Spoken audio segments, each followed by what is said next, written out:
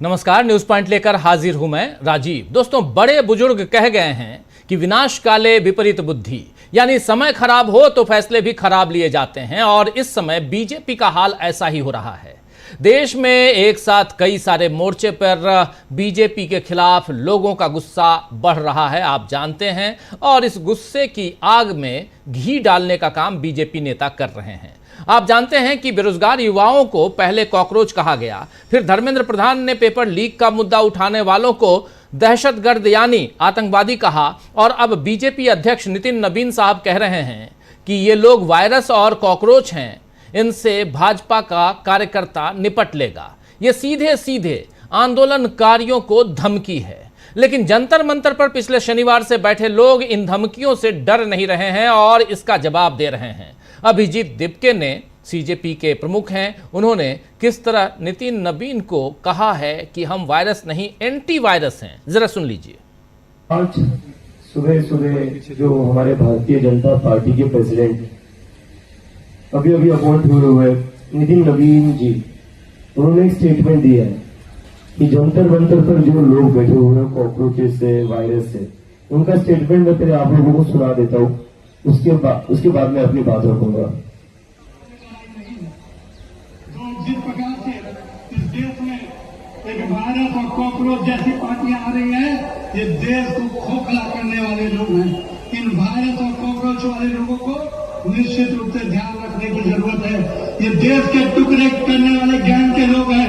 इन देश के टुकड़े करने वाले गैंग के लोगों को सबक सिखाने का काम भारतीय जनता पार्टी का कार्यकर्ता ही कर सकता है। मित्रों, बीच में भारत का तिरंगा लहराता है, सम्मान के साथ आगे बढ़ते हैं। बिल्कुल, बहुत सम्मान के साथ भारत का तिरंगा लहराया जा रहा है।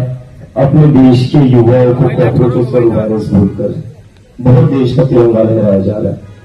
तो ये जो स्टेटमेंट है भारतीय जनता पार्टी के प्रेसिडेंट का, थोड़े दिन पहले एजुकेशन मिनिस्टर, यहाँ पर जो लोग आए हुए प्रोटेस्ट कर रहे हैं, बच्चों के लिए न्याय मांग रहे हैं, उनको आतंकवादी कहते हैं, और अभी बीजेपी के प्रेसिडेंट कहते हैं ये वायरस है, और कह रहे हैं कि इनको सबक सिखाना पड़ेगा और इनको सबक बस भारतीय जनता पार्टी के कार्यकर्ता सिखा सकते हैं। मैं पूछना चाहता हूं, कैसे सबक सिखाना चाहते हो? क्या कहना चाह रहे हो? लोगों को मारना चाहते हो? और क्या इसीलिए हम देख रहे थे कि जिन गुंडों ने यहां आकर एक इंसान का सर फोड़ा, उसके खिलाफ पुलिस ने कोई एक्शन नहीं लिया, तो ये जो सबक सिखाने की बात हो रही है वो उसी प्लान का हिस्सा था क्या? एक तरफ एजुकेशन मिनिस्टर टेररिस्ट कहता है, उनकी पार्टी का प्रेसिडेंट कहता है वायरस से उनको सबक सिखाना चाहिए। तो इस आंदोलन के बावजूद भले ही अभी धर्मेंद्र प्रधान का इस्तीफा ना हुआ हो, लेकिन जनता में बढ़ रहा गुस्सा बता रहा है कि एक मंत्री नहीं बल्कि पूरी सरकार को यह गुस्सा निगल जाएगा। इधर विपक्ष की ताकत भी अब बढ़ रही है। आप जानते हैं कि 8 जून को इंडिया गठबंधन की बैठक दिल्ली में हुई थी और इस बैठक में तय किया गया था कि SIR यानी स्पेशल इंटेंसिव रिवीजन और चुनावों से जुड़े अन्य मुद्दों पर CJI को यानी चीफ जस्टिस ऑफ इंडिया को संयुक्त रूप से चिट्ठी भेजी जाएगी। अब वो चिट्ठी भेज दी गई है। खास बात यह है कि इसमें 23 दलों और एक निर्दलीय सदस्य ने हस्ताक्षर किए हैं, सिग्नेचर किए हैं। 8 जून को 21 दल इस बैठक में, यानी इंडिया गठबंधन की बैठक जो कॉन्स्टिट्यूशन क्लब में यहाँ दिल्ली में हुई थी बैठक, उस बैठक में 21 दल शामिल हुए थे। लेकिन चिट्ठी पर हस्ताक्षर करने वाले जो हैं वो 23 हैं और एक निर्दलीय है। और इसमें सबसे बड़ी बात, इन 23 लोगों में, 23 दलों में DMK और आम आदमी पार्टी ने भी हस्ताक्षर किए हैं। DMK पर तो राहुल गांधी ने कहा ही था कि इंडिया के विचार की बात आएगी तो DMK यानी स्टालिन हमारे साथ आएंगे। वहीं आम आदमी पार्टी ने कहा है कि वो सैद्धांतिक तौर पर साथ दे रही है। TMC सांसद डेरेक ओब्रायन ने लिखा है इस मसले पे कि इंडिया गठबंधन की तरफ से अच्छी पहल, और हां, आम आदमी पार्टी और DMK ने भी CJI को भेजे गए संयुक्त पत्र पर हस्ताक्षर किए हैं। ये बहुत बड़ी बात है, यहां पे ये कह रहे हैं। इंडिया की इस बढ़ती ताकत को बीजेपी ज्यादा वक्त तक नजरअंदाज नहीं कर पाएगी, यह साफ दिखाई दे रहा है। और जितना करेगी उतना ज्यादा फंसेगी। जैसे अभी राम मंदिर घोटाले में बीजेपी फंसी है। आज ही उत्तर प्रदेश कांग्रेस अध्यक्ष अजय राय समेत कई नेताओं को नजरबंद कर योगी सरकार ने एक बड़ी गलती कर दी है, क्योंकि मंदिर दर्शन के लिए जाने से अगर नेताओं को रोका जाए तो बीजेपी किस तरह हिंदू राष्ट्र बनाने का दावा करती है। अजय राय ने अपनी हिरासत में जब वो हिरासत में लिए गए उसके बाद उनको चारों तरफ से बंद कर दिया गया। एक तो उनके होटल से उनको ले जाया गया और कहां ले जाया गया ये भी नहीं बताया गया, उनको बंद कर दिया गया। उसके बाद उन्होंने वीडियो बनाकर शेयर किया है। उस वीडियो में क्या कह रहे हैं अजय राय, जरा सुन लीजिए। ये मैं आचार्य नरेंद्र देव कृषि विश्वविद्यालय के गेस्ट हाउस में हूँ और ये गेस्ट हाउस में मुझे इसमें अकेले बंद करके रखा हुआ है।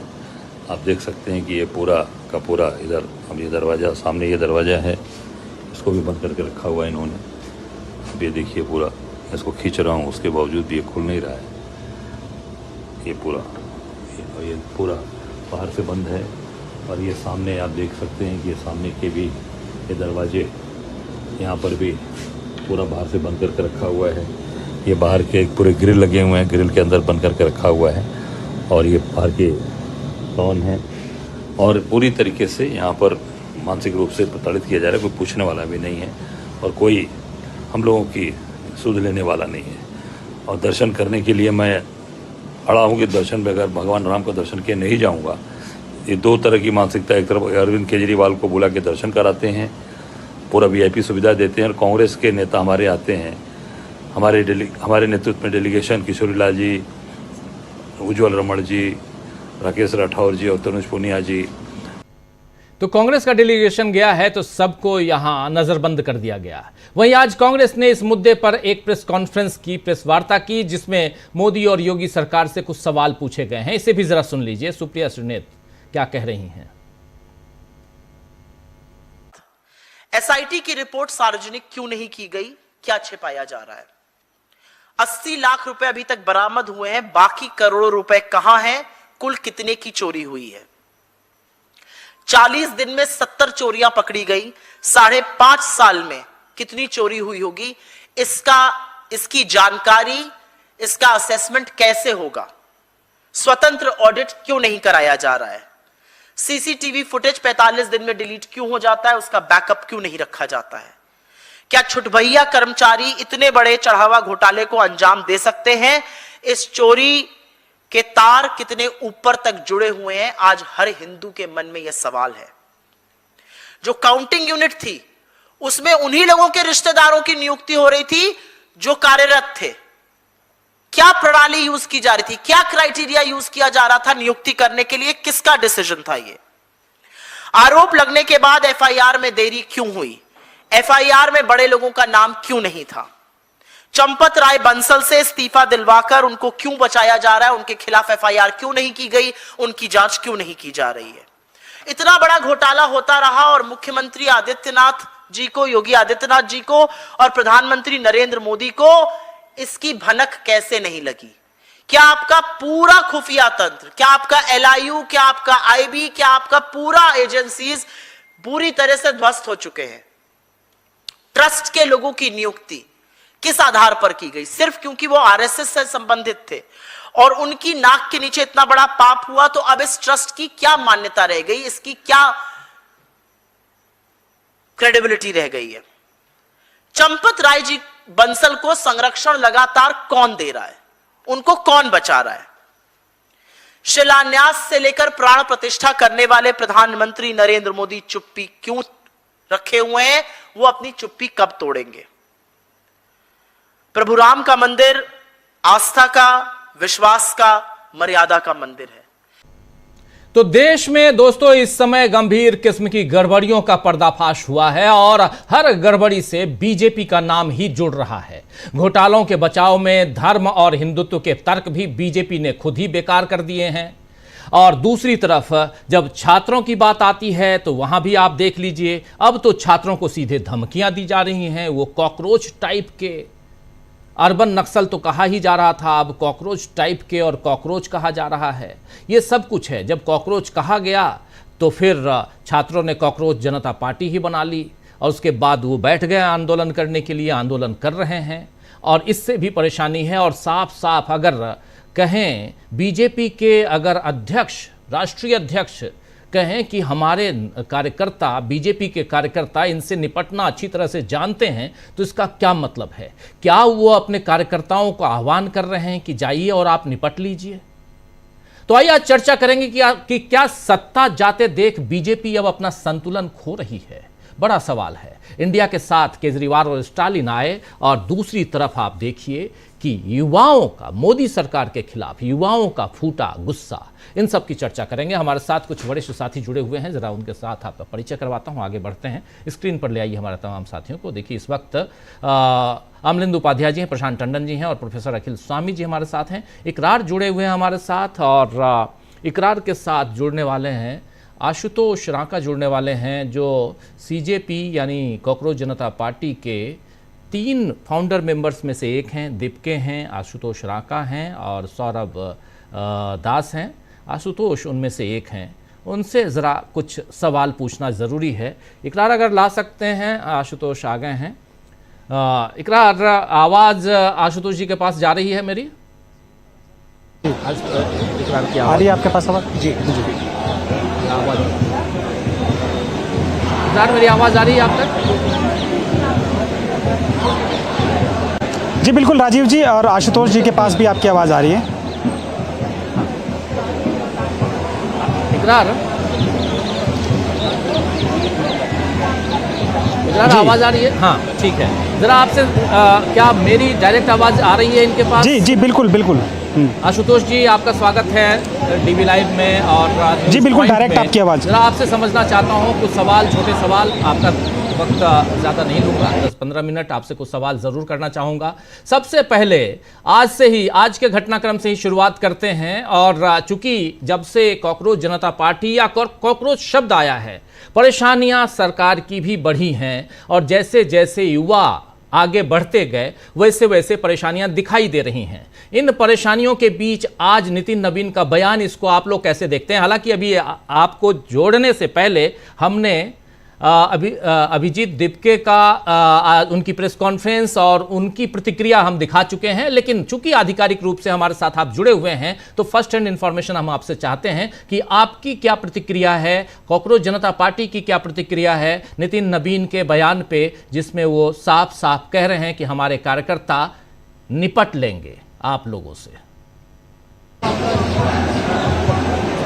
तो ये तो आप नितिन नवीन जी से पूछिए कि जब वो कह रहे हैं कि हम अपने कार्यकर्ताओं को बोलेंगे कि वो इनसे निपट लेंगे, आप क्या कहना चाहते हैं? आप यहाँ पे गुंडागर्दी करना चाहते हैं, मारपिटाई करना चाहते हैं, दंगे फैलाना चाहते हैं? आप बताइए, आप सीधे सीधे बोलिए ना, निपट लेंगे का क्या मतलब होता है?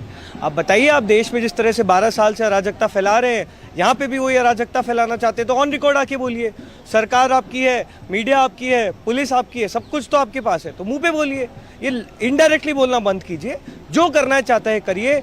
हम लोग यहाँ पर 11 दिन से शांतिपूर्वक प्रदर्शन कर रहे हैं, 7 शहरों में शांतिपूर्वक प्रदर्शन कर चुके हैं। देश के करोड़ों युवा इस समय हमारे साथ जुड़े हुए हैं, तो हमें आपसे डर नहीं लगता है। बाकी आपको जो करना है करिए।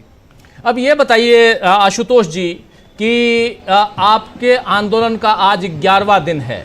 इस 11 दिनों में पिछले 3 दिनों से जो परिवर्तन आया है वो परिवर्तन है भूख हड़ताल यानी हंगर स्ट्राइक, और आज तीसरा दिन। इतनी गर्मी, बहुत ज़्यादा गर्मी है, बेचैन करने वाला तापमान और बेचैन करने वाला मौसम है। और ऐसे में क्या आप लोगों को ये डर, ये भय नहीं सता रहा है कि सरकार अगर बात नहीं सुनती है तो जो लोग अनशन पर बैठे हुए हैं उनकी सेहत का क्या होगा? इसका ख्याल है?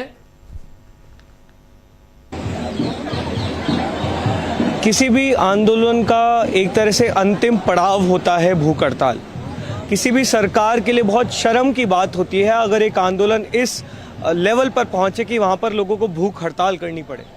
11 दिन से हम लोग यहाँ पर प्रदर्शन कर रहे हैं, अलग अलग शहरों में प्रदर्शन कर रहे हैं, लेकिन सरकार इतनी ज़्यादा एरोगेंट हो चुकी है, इनका ईगो इतना बड़ा हो चुका है कि सोनम वांगचुक जैसे प्रतिष्ठित वैज्ञानिक, प्रतिष्ठित पर्यावरणविद भी 3 दिन से यहाँ पर भूख हड़ताल पर बैठे हैं, लेकिन आप एक बार भी ना आपने उनकी तबीयत पूछी, ना एक बार भी आपकी तरफ से कोई डेलीगेशन आया, किसी भी प्रकार का कोई रिस्पांस नहीं है। उल्टा आपके प्रधान जी टेररिस्ट हमें बोल रहे हैं, आपके जो राष्ट्रीय अध्यक्ष हैं वो हमें वायरस बोल रहे हैं हमारे कार्यकर्ता इनसे निपट लेंगे। प्रधानमंत्री जी घूमने सेशल्स चले गए हैं, ऑस्ट्रेलिया जा रहे हैं। तो ये बताता है कि ये सरकार कितनी बेशर्म हो चुकी है, कितनी ज़्यादा एरोगेंट हो चुकी है। जरा ये बताइए आशुतोष जी कि अब चूंकि कल वृंदा करात आई थी, डी राजा आए थे, आज मुझे नहीं पता, लेकिन मैं देख रहा था ट्विटर पे प्रशांत भूषण ने कहा था कि शाम को 5 बजे मैं जाऊंगा। तो अलग अलग हस्तियां आ रही हैं जो आप लोगों के इस आंदोलन से ताल्लुक रखती हैं या इसका समर्थन करती हैं, और वैसे में अब इस आंदोलन को किस दिशा में ले जाते हुए हम देखें, पहली बात। दूसरा सवाल इसके साथ, क्या जब कुछ पॉलिटिकल पार्टियां भी जुड़ी हुई हैं, क्या इस आपकी गतिविधियां नॉन पॉलिटिकल आप लोग बोल रहे हैं आंदोलन को, क्या आने वाले समय में इस आंदोलन को हम पॉलिटिकल आंदोलन के रूप में भी देखेंगे? ये 2 महत्वपूर्ण सवाल आपके सामने। देखिए, ये आंदोलन बहुत तेज़ी से आगे बढ़ रहा है। देश भर के तमाम राजनीतिक, सामाजिक, किसान संगठनों का समर्थन हमें मिल रहा है, और जंतर मंतर पर भी अगर आप भीड़ देखेंगे तो लगातार पिछले 3 दिन से भीड़ बढ़ती जा रही है।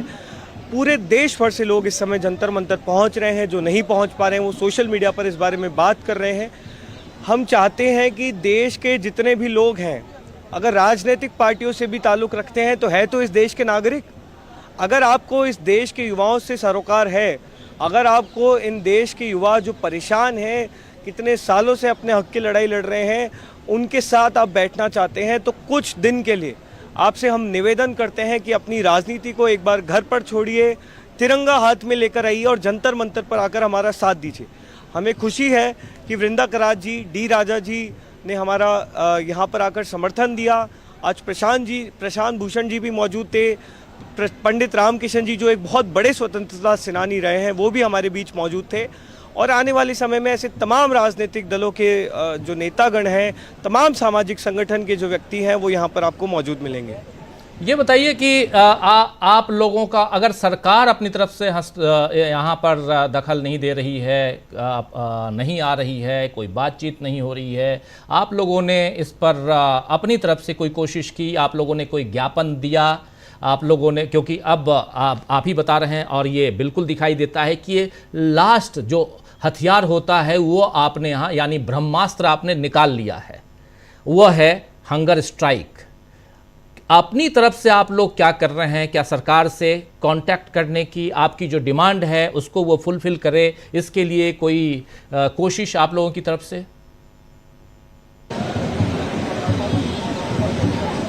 सर, हम तो अपनी झोली फैला के बैठे हैं कि आ जाइए, बात कर लीजिए, आप बुलाएंगे हमें तो हम कहीं पहुंच जाएंगे। लेकिन आपकी तरफ से अगर रिस्पांस इस तरफ के आएंगे कि ये दहशतगर्द है, ये वायरस है, इनसे तो हमारे कार्यकर्ता निपट लेंगे, अगर आप यहाँ पर अपने गुंडे भेजेंगे लोगों से मार पिटाई करने के लिए, तो फिर किस तरह की आप बातचीत हमसे जो है एक्सपेक्ट करते हैं? हमारी मांग बहुत साफ है, धर्मेंद्र प्रधान का इस्तीफ़ा। हमारी देश की शिक्षा व्यवस्था जो बर्बाद हुई है, जिसमें धर्मेंद्र प्रधान का सीधे तौर पर रोल है, उनको इस्तीफ़ा दिलाकर ही हम इस धरने को जो है समाप्त करेंगे। जब तक ये नहीं होगा तब तक हम लोग यहीं पर बैठेंगे। ये बताइए, अगर इस्तीफा हो जाता है, इसके अलावा आपकी रणनीतियां क्या होंगी? ब्लूप्रिंट क्या है? एजुकेशन नीति को लेकर, शिक्षा नीति को लेकर कोई प्लानिंग, आगे की रणनीति? देखिए, इस देश को लेकर हमारे बहुत सारे सपने हैं।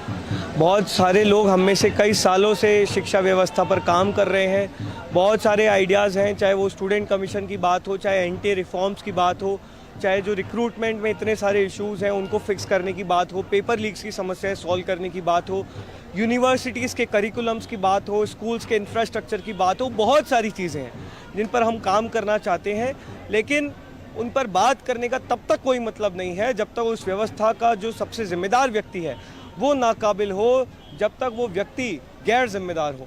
तो धर्मेंद्र प्रधान के इस्तीफे से हम एक रीसेट बटन की शुरुआत करना चाहते हैं, और उसके बाद हम एक बड़े एजुकेशन रिफॉर्म्स एजेंडा को जनता के सामने पेश करेंगे। आखिरी दो सवाल आशुतोष जी। पहला सवाल ये कि अभी खबर ये लगातार चलाई गई कि सोनम वांगचुक जी क्या चिकन जूस पी रहे हैं, क्या कर रहे हैं, ये आपके निष्ठा पे सवाल उठाया गया, क्या कहेंगे इस पे? इस पे सोनम जी ऑलरेडी जवाब दे चुके हैं। इन लोगों के पास दिल तो वैसे भी नहीं है, लेकिन कहीं ना कहीं दिमाग भी नहीं है, क्योंकि दिमाग होता तो उनको पता होता कि कोई भी अगर भूख हड़ताल पे बैठते हैं तो लगातार डॉक्टर्स द्वारा उनका चेकअप किया जाता है, शुगर लेवल्स नापे जाते हैं, कीटोन लेवल्स नापे जाते हैं। कोई भी व्यक्ति अगर लंबे समय तक भूख हड़ताल पे रहते हैं तो there is a direct impact on the sugar levels, on the ketone levels. तो वो डॉक्टर के जो डायग्नोसिस होते हैं, जो टेस्ट होते हैं, उनमें सारी चीज़ें बाहर निकल के आ जाती हैं। लेकिन क्योंकि भक्ति में लीन ये लोग इतने अनपढ़ लोग हैं, इन्होंने गुंडई के अलावा कुछ किया नहीं है, तो इनको सिर्फ एक ही चीज़ आती है, ये फालतू की बकवास जो है सोशल मीडिया पे फैलाना। डॉक्टर्स की थोड़ी अगर समझ होती, साइंटिफिक टेम्परामेंट होता, तो इस तरह की बेवकूफ़ों जैसी बातें ये लोग करते नहीं। डॉक्टर्स ने आज भी रिपोर्ट की है, आज सुबह जो सोनम वांगचुक जी का शुगर लेवल टेस्ट किया गया उसमें his sugar has drop dramatically. His sugar is now at 66, way below the average levels of 100. We are praying for his good health. Our team is constantly in touch with him. Our doctors are in touch with him. And we don't want to pay heed to these nuisance creators, to these illiterates. Sonam ji की health का हमें पूरा जो है हम लगातार monitor कर रहे हैं और हमारी टीम लगातार उनके साथ है। ये बताइए कि और भी लोग हैं, जैसे नेहा हैं, उनके आयशा की, उनके साथ भी टीम है, बाकी कुछ एक लोग और भी हैं जो किसी ऑर्गेनाइजेशन से जुड़े हुए नहीं हैं, इंडिविजुअली हंगर स्ट्राइक पे हैं, उनकी तरफ आप लोगों का ध्यान है क्या? बिल्कुल है सर, पूरी जो हमारी मेडिकल टीम है लगातार सुबह से शाम 2 से 3 बार सबका प्रॉपर मेडिकल टेस्ट कर रही है, सबके डायग्नोसिस कर रही हैं।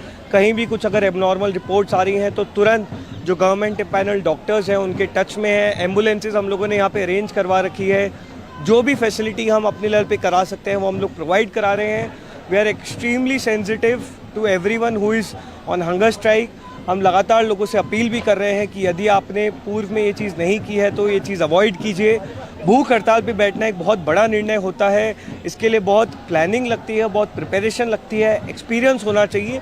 तो हम लगातार सभी लोगों से अपील कर रहे हैं कि आप अपनी सेहत का ध्यान दीजिए और हमारी मेडिकल टीम भी लगातार सभी लोगों के संपर्क में है। आखिरी सवाल ये आशुतोष जी की अभी खबर ये 2 दिन पहले खबर ये मिली कि कोई चाय बांटने, मतलब स्वतःस्फूर्त वहाँ चाय पिला रहा था, पुलिस उठा के ले गई, घर से ले गई, यहाँ से नहीं, जंतर मंतर से नहीं, घर से लेके गई। ऐसे कई लोग हैं जो चाहते हैं मदद करना, आपके पास इस पूरे आंदोलन में आना चाहते हैं, लेकिन एक डर भी फैलाया गया है। उनके लिए आप क्या कहेंगे? आपकी टीम जो है वो क्या कर रही है, किस ढंग से मदद करेगी? दिल्ली पुलिस से हम सिर्फ एक चीज़ कहना चाहते हैं, अमित शाह से हम लोग सिर्फ एक चीज़ कहना चाहते हैं, अगर हिम्मत है तो आप हमें उठाकर लेकर जाओ, हमें जेल में डालो, हमें गिरफ्तार करो। आम जनता को परेशान करके तुम कुछ नहीं उखाड़ सकते। ये जनता का गुस्सा बढ़ता जा रहा है, इस गुस्से को तुम झेल नहीं पाओगे। तुम्हारी सरकारें जो इतनी एरोगेंस में लिप्त है, तुम्हारी सरकारें जो जवाबदेही भूल चुकी है, उस सरकार को जनता सबक ज़रूर सिखाएगी। जितने भी लोग इस समय हमें देख रहे हैं, आप घबराइए मत, आपसे पहले हम लाठी खाएंगे, आपसे पहले हम गिरफ्तार होंगे। हमारी पूरी लीगल टीम हमारे लिए तैयार है। हम सभी लोग आप लोगों के आगे खड़े रहेंगे, आप पे एक आंच नहीं आने देंगे। ये एक ऐतिहासिक लड़ाई है, किसी से डरना नहीं है। बहुत बड़ी लड़ाई लड़ रहे हैं, बहुत बड़े बदलाव की लड़ाई लड़ रहे हैं, तो मिलकर लड़ेंगे, साथ में रहकर लड़ेंगे। बहुत बहुत शुक्रिया आशुतोष जी, समय देने के लिए और इस चर्चा में हिस्सा लेने के लिए। बहुत साफगोई से आपने अपनी बातें रखी, बहुत बहुत शुक्रिया, बहुत धन्यवाद। तो अभी आप सुन रहे थे आशुतोष रांका, जो सीजेपी कॉकरोच जनता पार्टी के स्पोक्स पर्सन हैं और 3 फाउंडर मेंबर्स में से एक। जैसा बताया आपको, अभिजीत दिपके, आशुतोष रांका और सौरभ दास, ये 3 प्रमुख रूप से हैं। इकरार आप हमारे साथ बने रहिए और जल्दी से इधर स्टूडियो आता हूं और हमारे कुछ साथी, इन लोगों से पहला कमेंट लेता हूं। सिराज नकवी साहब आज जुड़े हैं एक अंतराल के बाद, लेकिन नकवी साहब साफगोई के लिए जाने जाते हैं। आपका बहुत बहुत शुक्रिया नकवी साहब, और बहुत स्वागत है इस कार्यक्रम में, आप जुड़े हैं, बहुत बहुत शुक्रिया। प्रोफेसर अखिल स्वामी जी, पहला कमेंट आपका, आपके पास आना चाहता हूं। प्रशांत टंडन जी आपके पास भी उधर इकरार जुड़े हुए हैं और इकरार के पास भी आऊंगा। स्वामी जी। देखिए राजीव जी, जो आशुतोष रंका की बात मैंने सुनी, देखिए हमें ऐसे ही नौजवानों की जरूरत है, हमें ऐसे ही भारतवर्ष की जरूरत है जहां हमारा नौजवान जो है वो देश के लिए अपनी जान कुर्बान करने के लिए तैयार रहे। कल हमने नेहा बोरा की बात सुनी थी और हमने देखा था कि हमारे देश के बच्चे, चाहे बच्चे लड़के हों या लड़कियां हों, वो उतने ही जागरूक हैं जितने किसी देश के नागरिक को जागरूक होना चाहिए। लेकिन ये बात बिल्कुल सही है कि जिस प्रकार का ये स्टेटमेंट दिया गया है राजीव जी, कि ये लोग, इसका मतलब ये है गृह युद्ध की तरफ देश को धकेलने का प्रयास कर रही है भारतीय जनता पार्टी। और ये जो बच्चे कर रहे हैं, ये मानी बात है कि युवा पीढ़ी के लिए कर रहे हैं, एजुकेशन सिस्टम के लिए कर रहे हैं। ये कोई ऐसी बात तो कह नहीं रहे जिसको मानना नामुमकिन हो। समस्या है उसके सुधारने के लिए आवश्यक है। भाई देखिए, आज के तारीख में राजीव जी ये हो गया है, अब जैसे पता चला एचडीएफसी बैंक के चेयरमैन साहब बन गए हैं राजीव कुमार साहब, तो मुझे तो ये लगता है कहीं ऐसा ना हो कि जो राम जन्मभूमि ट्रस्ट के अंदर हो रहा है उनके कुछ पदाधिकारियों को शिफ्ट कर दिया जाए, उनको आईसीआईसीआई बैंक का चेयरमैन और डायरेक्टर और कोषाध्यक्ष बना दिया जाए। देखिए खतरे बहुत ज्यादा हैं। मेरे देश की जो आज की समस्या है, आपने देखा होगा, इकोनॉमिक टाइम्स की रिपोर्ट देखी होगी, हमारे एक्सटर्नल डेट्स कितनी तेजी से बढ़ रहे हैं, कितनी बुरी तरह से हम लोग डेट ट्रैप में फंसते चले जा रहे हैं, और किस तरह से हमारे देश के हर वर्ग को, हर समाज को एक एक करके लग रहा है कि पूरा का पूरा मंत्रिमंडल का इस्तीफा मांगना पड़ेगा। और जैसे आपने ये सूचना दी, और इतनी अच्छी सूचना है, इतनी शुभ सूचना है, अभी तक मुझे लगता था, देखिए ये बात तो मुझे बड़ी स्पष्ट लगती थी कि डीएमके कहीं नहीं जाने वाली है। डीएमके की एक मजबूरी थी, तमिलनाडु के अंदर टीवीके से उनकी प्रतिद्वंदिता थी। अगर कांग्रेस टीवीके के साथ न जाती तो वहां पे डीएमके एडीएमके की मिलकर सरकार बनाने की भारतीय जनता पार्टी कोशिश करती, तो कांग्रेस की भी मजबूरी थी, जिस बात को डीएमके भी जानती है। तो देखिए ये, लेकिन मुझे जो आज सुखद आश्चर्य हुआ और अच्छा भी लगा कि आम आदमी पार्टी, जिससे मुझे लगता था कि इतना ज्यादा एक ऐसे सिग्नल्स देती है जिसको नहीं समझ पाते, जब मैं संजय सिंह को सुनता हूं तो मुझे लगता है कि शायद आम आदमी पार्टी जो है वो इंडिया गठबंधन और ये लोकतंत्र और संविधान के हत्यारों से लड़ना चाहती है। लेकिन बाकी जब गोदी मीडिया में मैं उनके प्रवक्ताओं को सुनता था तो मुझे लगता था जितना वो भारतीय जनता पार्टी पे आक्रमण करती है उससे ज्यादा वो कांग्रेस पे आक्रमण करती है। तो देखिए ये बात तो बिल्कुल स्पष्ट हो गई है कि सबको इंडिया गठबंधन के झंडे के नीचे आना पड़ेगा, जैसे 1974-76 में और 77 के इलेक्शन में जनता पार्टी के झंडे के नीचे आना पड़ा था।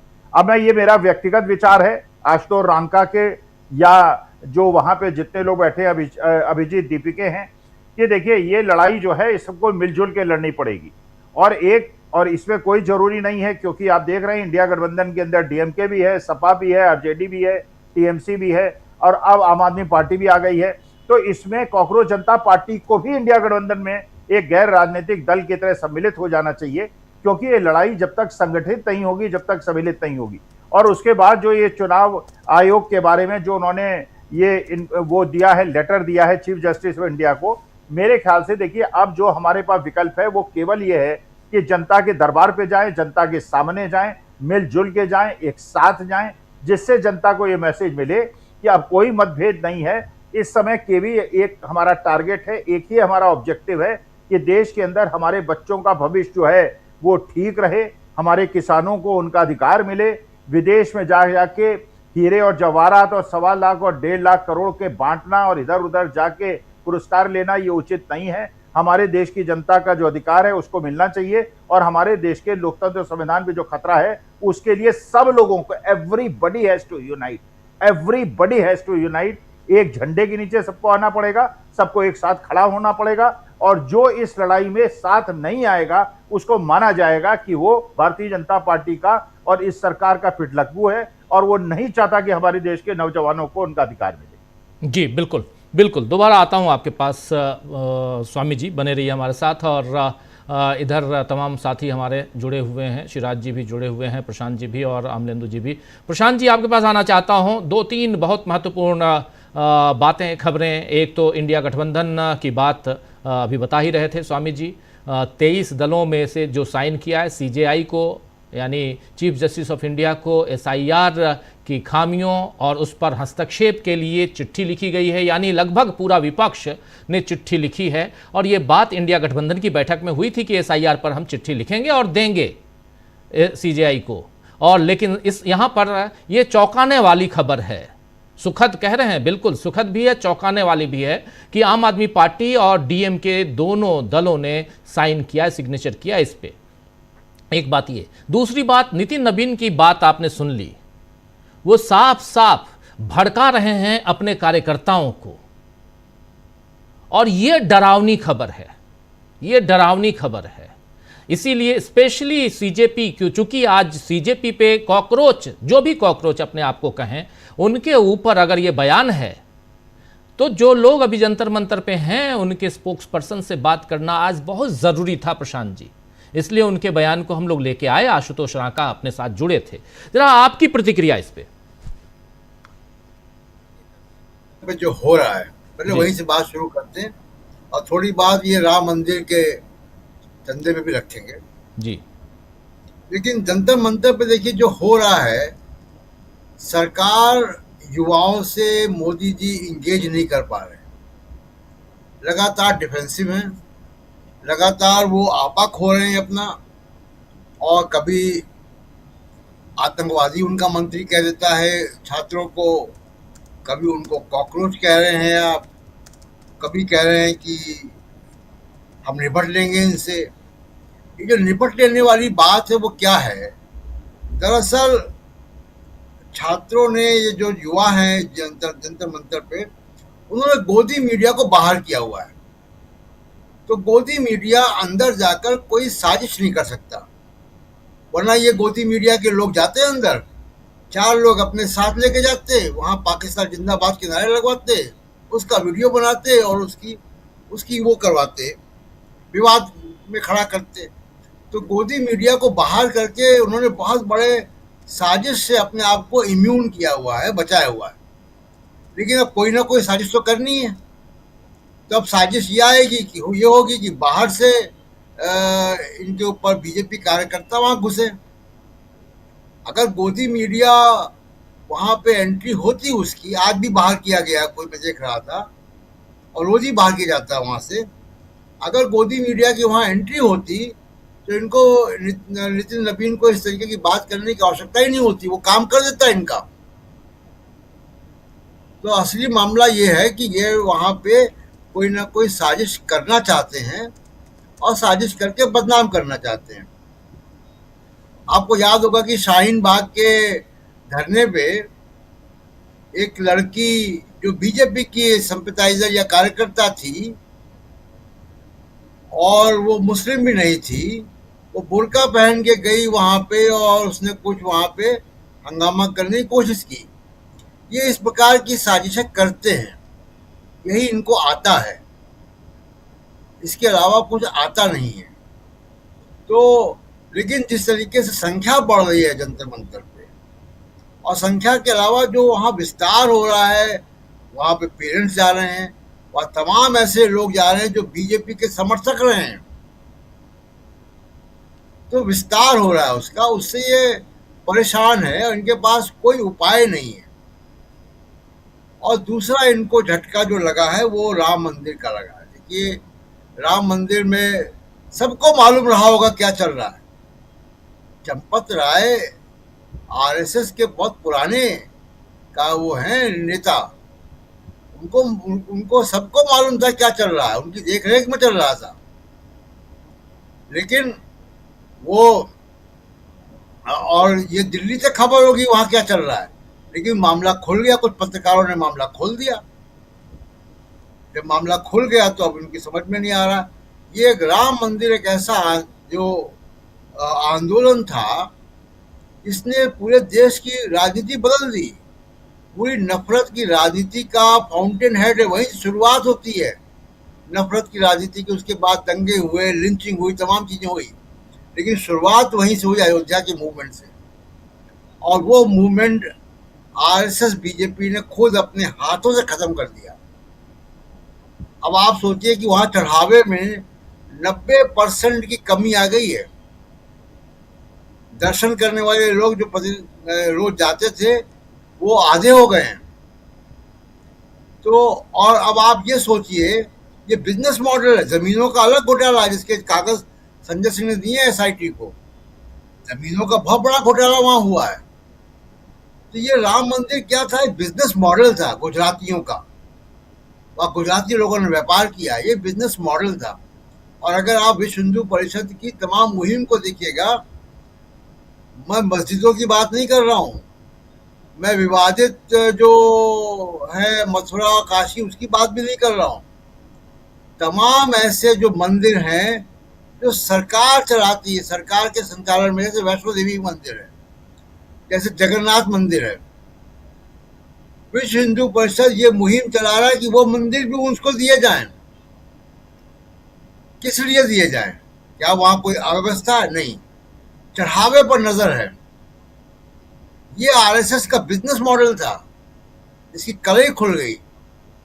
और उसके साथ जो कलई खुल गई कि इनकी पॉलिटिक्स की कलई खुल गई। हमेशा हमेशा के लिए वो मुद्दा जिसने बीजेपी की सरकारें बनाई, वो मुद्दा अब इनके हाथ से जा चुका है, कि क्रेडिबिलिटी खत्म हो गई है। तो तमाम तरफ से इनको जो है वो सेटबैक है। केवल एक ही अभी इनका एक किला बाकी है, वो है गोदी मीडिया। जिस दिन वो जाएगा तो मोदी जी के लिए बड़ी परेशानी होगी। जी बिल्कुल बिल्कुल। जरा मैं आना चाहता हूं जल्दी से इकरार के पास, फिर इधर सिराज जी के पास आता हूं। इकरार, मेरी आवाज़ आ रही है आप तक? जी बिल्कुल आपके यहाँ। अभी आपने बात करवाई आशुतोष रांका से और बहुत कुछ हम लोगों ने समझा उनके ज़रिए, लेकिन अब ज़रा ये बताइए कि आज दिन भर यहाँ की गतिविधियाँ, यानी जो लोग आ रहे हैं जो धरना स्थल पे, यहाँ की गतिविधियाँ क्या रहीं? आज प्रशांत भूषण आए थे, और भी कौन सी हस्तियाँ आई नहीं आई, ये भी बताइए। युवाओं में क्या ये मैसेज भी गया है कि भारतीय जनता पार्टी के जो चीफ हैं यानी नितिन नवीन, उन्होंने सीधे सीधे धमकी दे दी है, कॉकरोचों को साफ करना आता है और हमारे कार्यकर्ता जो हैं वो क्या करेंगे, ये एक धमकी, ये पैगाम वहाँ तक पहुँचा है क्या? इस पर कोई प्रतिक्रिया छात्रों, युवाओं जो लोग आ रहे हैं उनकी?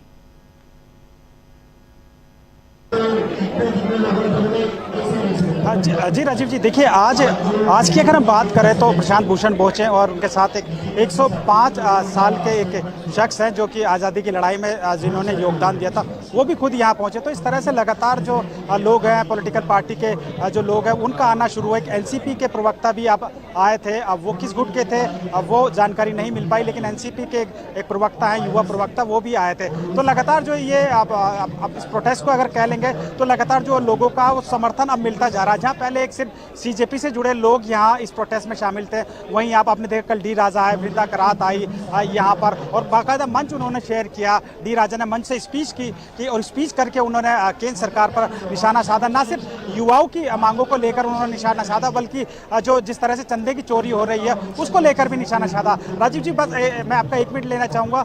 एक जो अगर हम राम मंदिर में जिस तरह से चंदा चोरी की बात की जा रही, वहीं दिल्ली में भी एक सबसे बड़ा घोटाला हुआ है। 650 करोड़ का हेल्थ सेक्टर में ये घोटाला हुआ है। अभी इस घोटाले को आप समझिए, जिस तरह वहाँ चंपत राय या तमाम लोगों के नाम आ रहे हैं कि किस तरीके से वो जमीनों को 1 मिनट में कुछ और कीमत पर खरीद के अगले मिनट में चार गुना ज़्यादा कीमतों पर जो है वो बेच रहे थे। इसी तरीके का एक घोटाला दिल्ली में भी आया है, जो कि 650 करोड़ का घोटाला है। इसमें क्या हुआ है कि जो दवाई मार्केट से आपको 1 या 2 रुपए की मिलती है, उस दवाई को 30 रुपए 40 रुपए में खरीदा गया है। एक एक्सरे की मशीन है जो कि सिर्फ 10 लाख रुपए की आती है, उस मशीन को 35 लाख रुपए 40 लाख रुपए में खरीदा गया है। और इन सब के पीछे जो 6 से 50 करोड़ का एक घोटाला हुआ है। चंपत राय जैसे ही एक शख्स हैं, उनका नाम भी जाहिर किया गया है, लेकिन हम उनका नाम नहीं लेंगे कि वो जो एक तरीके से मीडिएशन का जो काम कर रहे थे, उनका नाम सामने आ रहा है। उनका ये काम था कि दिल्ली सरकार में जो भी टेंडर होगा, हेल्थ सेक्टर में जो भी टेंडर होगा, वो उन्हीं की कंपनी को मिलता था और वही रेट तय करते थे कि किस रेट में जो मशीनें ली जाएंगी, किस रेट में दवाइयां ली जाएगी। यानी घोटालों की सरकारें लगातार घोटाले जारी हैं। मैं एक बार फिर चाय वाले एक शख्स का 1 मिनट आपका लूंगा। वो शख्स जिनको दिल्ली पुलिस लेकर गई थी वो मेरे साथ हैं, अनिकेत नाम है इनका। अनिकेत, 1 मिनट, आप क्या कहेंगे, क्यों लेकर गई थी आपको दिल्ली पुलिस? वो मुझसे, मैं यहाँ कंटिन्यू 5-6 दिन से चाय पानी बांट रहा, तो पुलिस वाले पूछ रहे थे आपको फंडिंग कहाँ से हो रही है, और उन्होंने मेरा मोबाइल चेक किया और ये पहले यहाँ से मेरा वीडियो बनाया, जिस मैं गाड़ी में गया था उस गाड़ी का वीडियो बनाया और मेरा नाम यहाँ पूछ लिया, सिविल ड्रेस में था वो। और फिर सुबह के 5-6 बजे थे, 5-6 बजे 3 पुलिस वाले आए और मेरे पहले गोदाम पे आए थे, मतलब मेरा जहाँ मेरा खुद का काम है, फिर वहाँ से मुझे मेरे कमरे ले गए, मतलब मैं जहाँ रहता हूँ फ्लैट में, अपने फ्लैट में मुझसे 2 घंटा उन्होंने पूछ लिया, पूछताछ कर ली, उन्होंने मेरा फ़ोन ले लिया, फ़ोन मेरा सारा चेक कर लिया, पासवर्ड मांग लिया, हर एक चीज़ चेक कर ली। फिर बाद में उन्होंने बोला तुझे इससे क्या मिल रहा है, मतलब अच्छा, इस प्रोटेस्ट में शामिल है तो आपको क्या मिल रहा है? हाँ, तुझे क्या मिल रहा है, क्यों बांट रहा है, तेरे पास इतना पैसा कौन दे रहा है, अपने पैसे से क्यों बांट रहा है, ऐसा उन्होंने बोला। मैंने बोला सर मेरा पहले से काम है, मतलब खुद का फाउंडेशन है, जो मेरा फाउंडेशन अनिकेत पाटिल फाउंडेशन है मेरा, मैं पहले से बांटता हूँ। लॉकडाउन में जब कोरोना था ना, कोरोना के पीरियड से मैं खाना वगैरह बांट लेता हूँ। तो राजीव जी, आपने सुना कि किस तरह से जो लोग यहाँ मदद कर रहे हैं, इकलौते शख्स, उनको भी दिल्ली पुलिस तंग कर रही है, तो इसी तरीके के यहाँ पे तमाम है। और वहीं अगर हम नितिन नवीन के बयान की बात करें तो हमने युवाओं से बात की, उन युवाओं में आज भी गुस्सा है। गुस्सा इस बात को लेकर है कि लगातार 11 दिन हो गए हैं प्रोटेस्ट पे, उसकी सरकार बात नहीं कर रही है, नेता उसकी बात नहीं कर रहे हैं, बल्कि इनको निपटाने की बात कर रहे हैं। तो इस तरीके का जो जब बयान आ रहा है, उस बयान को लेकर युवाओं में लगातार गुस्सा है यहाँ, और लगातार नितिन नवीन को, क्योंकि अब जो इस्तीफा है, पहले धर्मेंद्र प्रधान का इस्तीफा ये युवा मांग रहे थे, फिर राजनाथ सिंह का इस्तीफा इन युवाओं ने मांगा, और आज इन्होंने नितिन नवीन का इस्तीफा तो नहीं मांगा, लेकिन उनको जो है बहुत अच्छी तरीके से ये लोग उनको अपनी जो है जो बातें हैं वो सुना रहे हैं। तो आप देख सकते हैं कि किस तरह से लगातार इस प्रोटेस्ट में जो है वो युवाओं, एक तो गर्मी है, गर्मी में युवा यहाँ प्रोटेस्ट पे बैठे हैं, धरने पर बैठे हैं, 3 दिन हो गए भूख हड़ताल पे, लगातार भूख हड़ताल पर बैठे हैं, सरकार इनकी सुन नहीं रही है। तो युवाओं का जो गुस्सा है वो लगातार बढ़ता जा रहा है। बिल्कुल बिल्कुल, युवाओं का गुस्सा बढ़ता जा रहा है। कुछ युवाओं से आप बात कराइए थोड़ी देर में, जब तक मैं इधर सिराज जी के पास आता हूं स्टूडियो में, और कुछ युवाओं से कि युवाओं का क्या कहना है इस आंदोलन में, और खासकर जो हंगर स्ट्राइक पे हैं उनको लेकर युवाओं की क्या विचार है, युवाओं के क्या विचार हैं, ये सब कुछ सुनेंगे। ज़रा आपके ज़रिए समझना चाहूँगा, लेकिन सिराज जी आपके पास आना चाहता हूँ। आप देख रहे हैं बहुत सारे मोर्चे खुले हुए हैं नकवी साहब, और उसमें सबसे बड़ी चीज़ कि एक जंतर मंतर के बाहर कांग्रेस पार्टी का मोर्चा खुला हुआ है, कांग्रेस पार्टी यूथ कांग्रेस और NSUI का मोर्चा खुला हुआ है। उधर देख लीजिए जो कुछ चल रहा है, राम मंदिर में घोटाला, महाघोटाला कहें तो कम नहीं है। और अभी इकरार हमारे साथी बता रहे हैं कि दिल्ली में कैसे एक नया घोटाला 650 करोड़ रुपए का हो गया, वो भी मेडिकल इक्विपमेंट्स और दवाइयों का। ये सब कुछ है, यानी घोटाले पे घोटाले, और इसके साथ साथ लीक पे लीक। आज ही एग्ज़ाम जो है एक कैंसिल हो गया यहाँ पे राजस्थान में, और वहाँ भी फर्जी, और जो लोग पैसे देकर एग्ज़ाम दे रहे हैं उनको अलग से स्पेशल बैठाया जा रहा था। ये सारी चीज़ें आ रही हैं, लेकिन फिर भी नरेंद्र मोदी जी अब दोबारा विदेश जा रहे हैं। आप लोगों को पता होगा मोदी जी 5 तारीख से 11 तारीख तक 6 दिवसीय यात्रा पे विदेश जा रहे हैं। फिर से 5 जुलाई से 11 जुलाई तक वो विदेश में रहेंगे, 3 अलग अलग देशों की यात्रा करेंगे। पहले इंडोनेशिया जाएंगे, फिर ऑस्ट्रेलिया जाएंगे, फिर न्यूजीलैंड जाएंगे। 11 तारीख को लौट के आएंगे। अभी सेशल्स से कल शाम को रात को लौट के आए हैं, और 3 दिन की यात्रा से, उससे पहले 7 दिन, उसके बाद 5 दिन, फिर 3 दिन, फिर 6 दिन के लिए जा रहे हैं। तो ये नरेंद्र मोदी जी का अपना तरीका है, तौर तरीका है। देश में जो कुछ हो रहा है इस पर एक प्रतिक्रिया नहीं है, एक प्रतिक्रिया नहीं। तो इतने कॉन्फिडेंट क्यों हैं नरेंद्र मोदी? क्या सचमुच देश की जनता आंख बंद करके नरेंद्र मोदी पर भरोसा करती है? यह मान लिया जाए नकवी साहब। नरेंद्र मोदी जी कॉन्फिडेंट हैं या नहीं है, मैं इस पर कोई कमेंट नहीं करूंगा। मैं एक बुनियादी बात आपके सामने रख रहा हूं, और वो बात ये है कि डर और खौफ की गोद में जुल्म पलता, और सत्ताधारी पार्टी, उसके अध्यक्ष या उससे जुड़े जितने भी लोग हैं, ये सब जो कुछ कर रहे हैं, जिन सारी चीजों को आपने एक फहरिस्त लंबी रखी, वो उनके अंदर का डर और खौफ है कि सच्चाई कहीं लोगों के सामने ना आ जाए। उनके अंदर एक डर है कि हमसे कहीं सत्ता छीन ना जाए। वो इस मुल्क के नौजवान नस्ल से के उनके फ्यूचर से खिलवाड़ कर रहे हैं। आप ये देखिए पूरा मामला क्या है, इसमें कौन सी ऐसी बड़ी मांग है जो ये कांग्रेस जनता पार्टी के लोग कर रहे हैं। वो यही तो कह रहे हैं ना कि जो पेपर लीक हो रहे हैं, तो आपको मालूम है कि इस मुल्क में कितने लोगों को इससे नुकसान उठाना पड़ रहा है। उनका करियर तबाह हो रहा है, उनके साल बर्बाद हो रहे हैं, उनका वक्त बर्बाद हो रहा है, और ये सब चीजें इन्हें लॉन्ग टर्म इस मुल्क के भविष्य को मुतासिर करेंगी। तो जो लोग इस मुल्क के भविष्य के बारे में नहीं सोच रहे हैं, इस मुल्क की नौजवान नस्ल को तबाह करने पर आमादा हैं, रोजाना पेपर लीक हो रहे हैं, उसके मामले में कोई कार्रवाई सरकार नहीं करती है, कोई कुछ नहीं करता है, और जब वो लोग धरने पर बैठते हैं तो आप उनको धमकाते हैं। ये धमकी क्या है? ये धमकी दरअसल डर है। ये सीधे सीधे गुंडागर्दी की कई एक मिसाल है। अब मुझे बताइए, कोई भी दूसरी पार्टी का आदमी, बीजेपी को छोड़ के कोई दूसरी पार्टी का आदमी जो एनडीए का हिस्सा नहीं है, अपोजिशन पार्टियां 23 पार्टियां हैं जिनका भी जिक्र हो रहा था, इसके अलावा भी जो पार्टियां हैं, ये कोई एक आम आदमी जो राजनीति में दिलचस्पी भी नहीं रखता, जो राजनीति से दूर है, लेकिन जिसको इस मुल्क की फिक्र है, अगर वो कोई एक बयान दे देता, सोशल मीडिया पे छोटा मोटा भी बयान, इस तरह का प्रोटेस्ट वाला उसका बयान आ जाता है, तो उसके खिलाफ पुलिस कार्रवाई शुरू कर देती है, उसको गिरफ्तार कर लिया जाता है, उसको रात को उठा लिया जाता है। अभी आप देख रहे थे, सुन रहे थे, ये चाय पिलाने वाले तक तो, यानी जो लोग सत्ता के खिलाफ खड़े हो रहे हैं, जो नस्ल खड़ी हो रही है, उसकी मदद अगर कोई चाय पिला के भी कर रहा है तो उसको भी दबा दिया जाए। आप पूरी दुनिया का इतिहास उठा लीजिए, इस तरह की हरकतें एक लंबे समय तक नहीं चलती, लंबे टाइम तक नहीं चलती। जो कुछ किया जा रहा है वो एक डर का वो है नमूना, और इस डर ने उनको इतना जुनून उनके अंदर पैदा कर दिया कि वो ये नहीं सोच रहे हैं कि वो इस डर की वजह से अपना जितना नुकसान कर रहे हैं उससे ज्यादा कहीं इस देश का नुकसान कर रहे हैं, इस देश की जनता का नुकसान कर रहे हैं, और नौजवान नस्ल का नुकसान कर रहे हैं। वो नस्ल जो अच्छी तालीम, आला तालीम हासिल करने के लिए कोशिशें करती है, दिन रात मेहनत करती है, रात दिन पढ़ाइयां करती है, लंबी फीसें दे रहे हैं, इंतजार कर रहे हैं, आप उनके कैरियर को तबाह करने पर आमादा हैं। और अगर कोई प्रोटेस्ट करता है, कोई एहतजाज करता है, तो आप ये कहते हैं कि हमारे कार्यकर्ता इसको ठीक कर देंगे। ये क्या ठीक करेंगे? वो क्या ठीक करेंगे? जाहिर है कि वो कोई शांतिपूर्ण ढंग से या पुराने ढंग से तो लड़ाई नहीं लड़ेंगे ना इन लोगों के खिलाफ। वो शांतिपूर्ण ढंग से लड़ाई लड़ने का काम तो इन्होंने कभी किया ही नहीं, ये तो सीखा ही नहीं। इनकी पूरी तारीख इस बात की गवाह है कि ये सब गुंडागर्दी के सहारे जीतना चाहते हैं। तो गुंडागर्दी से सरकारें नहीं चलती हैं, ये सब ठीक है, आप हैं आज सत्ता में है, लेकिन सत्ता कभी किसी की नहीं हुई पूरी दुनिया के इतिहास में। कोई ऐसा है आदमी कि जो बहुत लंबे अरसे तक जुल्म करने के बावजूद उसकी सत्ता कायम रही हो? तो जिस सत्ता को लेकर आप इस नौजवान नस्ल को बर्बाद कर रहे हैं, और इस सबसे बड़ी बात है इस मुल्क को नुकसान पहुंचा रहे हैं, उसका नुकसान एक लिमिट के बाद, एक हद के बाद खुद आपको पहुंचने वाला है। तो मैं ये मानता हूं कि ये जो कुछ किया जा रहा है, ये इनके अंदर का डर बोल रहा है। और सबसे बड़ी कमी एडमिनिस्ट्रेशन की ये है, जो हमारे कॉन्स्टिट्यूशनल वो हैं बॉडीज हैं, अथॉरिटीज हैं, वो इस पर खामोश हैं। मैं अधिकार है कि कोई दूसरा आदमी इस तरह का बयान दे देता, जो बीजेपी अध्यक्ष ने बयान दिया है, तो उसको उठा के बंद कर दिया जाता, उसकी जमानत कोर्ट नहीं लेता।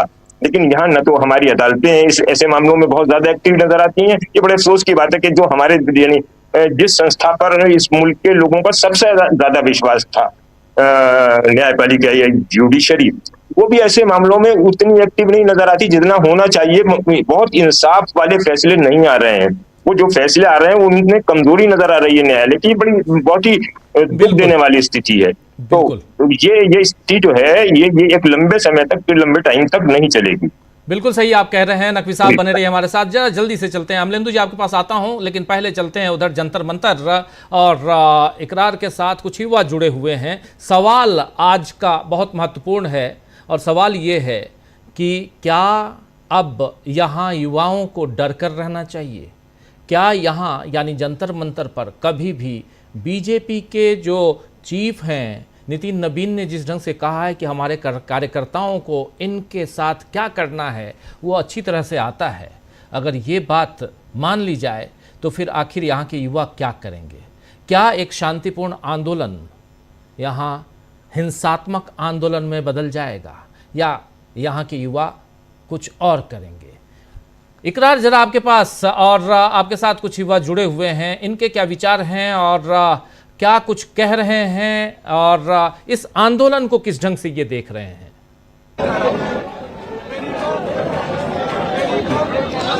जी बिल्कुल राजीव जी, देखिए लगातार जिस प्रकार से जो नितिन नवीन का जो बयान आया, तब से लगातार यहाँ जंतर मंतर पर छात्रों में रोष है। मेरे साथ एक छात्र है, उनसे हम बात करते हैं।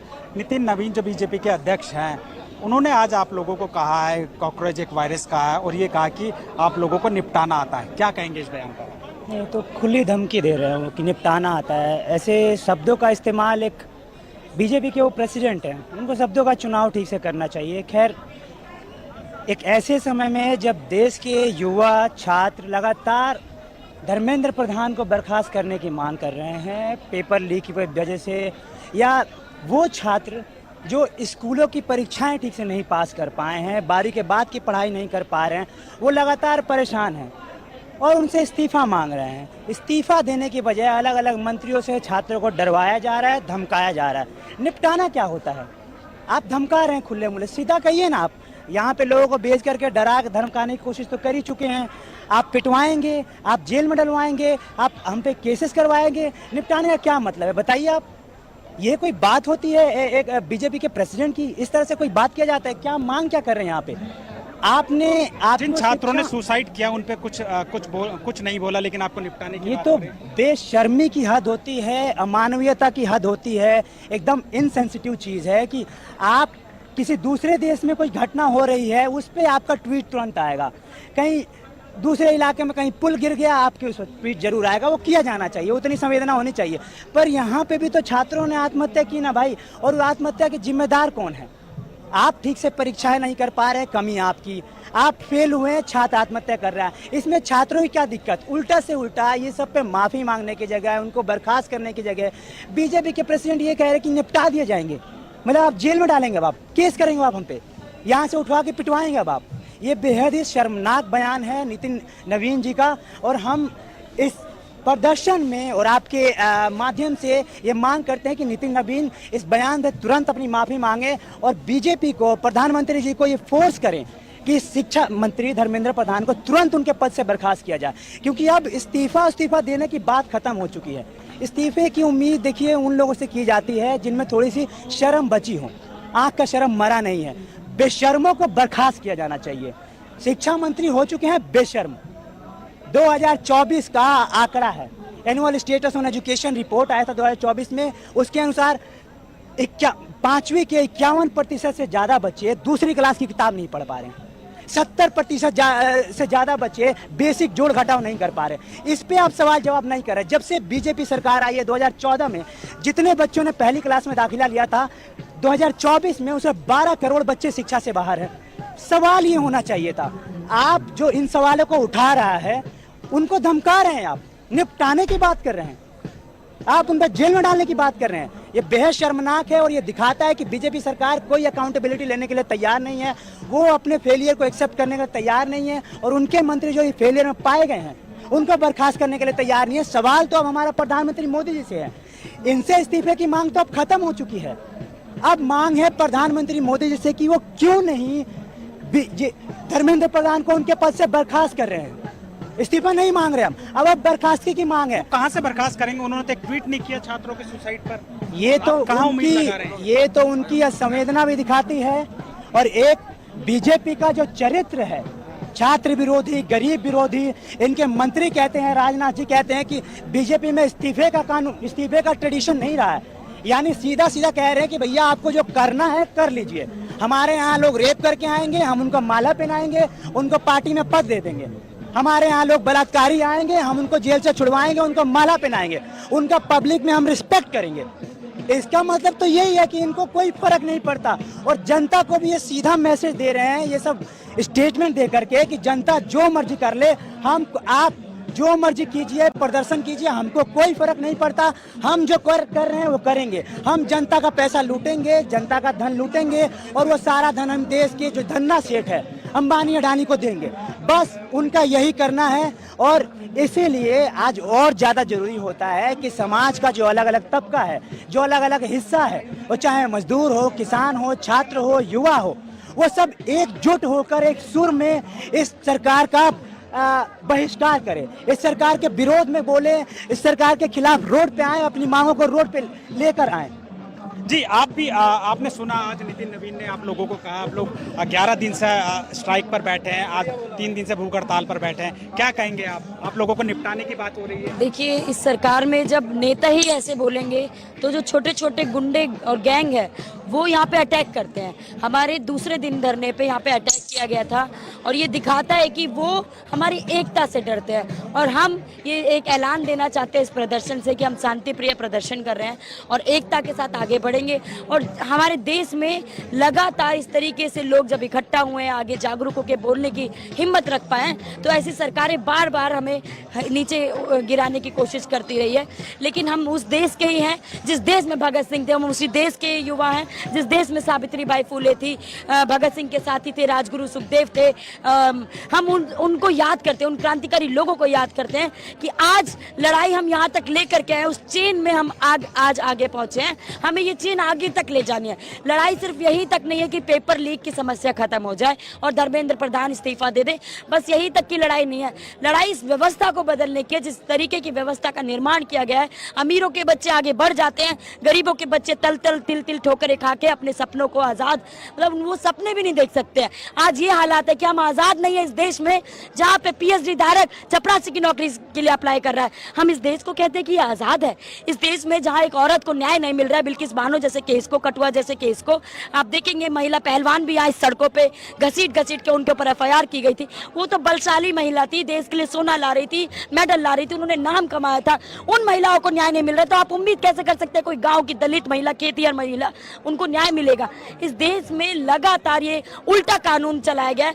उनके कानून हमारे ऊपर थोपने के लिए उल्टा सीधा बोल देंगे। उनके लिए अगर उल्टी बात की जाए कि आपके भी तो रेपिस्ट जो लोग हैं जो सत्ता में बैठे हैं, ब्रजभूषण चरण सिंह है, कुलदीप सिंह सेंगर है, उनके लिए क्यों नहीं अभी तक कानूनी कार्रवाई की जा रही है? पूरे विक्टिम के परिवार को मार दिया जाता है, जला दिया जाता है।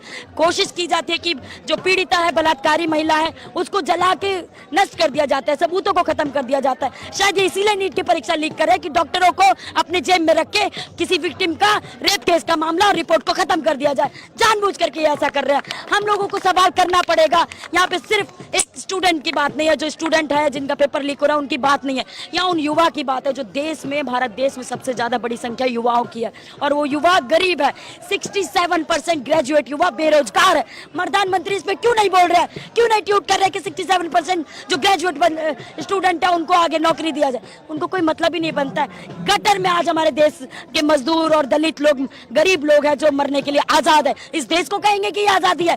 पॉकेट में पैसा नहीं है, किसी प्राइवेट अस्पताल की सीढ़ियों पर मरने के लिए आजाद है? इस देश को आजाद कहेंगे? जहां पर आदिवासी महिला किसी दूसरे शहर में चली गई कुछ देखने के लिए तो उसको वहीं पे घसीट के मार दिया जाता है, इस देश को आजाद कहेंगे? जो मैतई और कुकई की जो बात पे इतना दंगा फसाद किया मणिपुर में या नॉर्थ ईस्ट के इलाकों में, अगर कोई मैतई है और उसका कुकई के किसी इलाके में पेपर परीक्षा पड़ी है तो वहां वो लड़की डर के नहीं जा रही है। इस देश को आजाद कहेंगे कि जिस देश में औरत भी अपने आप को सेफ महसूस नहीं कर रही है। अरे आप कितने बड़े बड़े वादे करोगे? वो वादे हमें दिख रहे हैं 2014 से 26 तक। आप इस तरीके से कह रहे हो कि अच्छे दिन लाएंगे, इससे बेहतर तो पहले के दिन थे। आप ले लीजिए अपने अच्छे दिन, हमें नहीं चाहिए ये अच्छे दिन। जिस देश में तुमने लॉकडाउन में, कोरोना काल में इतना ढकोसला किया, कई मजदूरों की जान गई।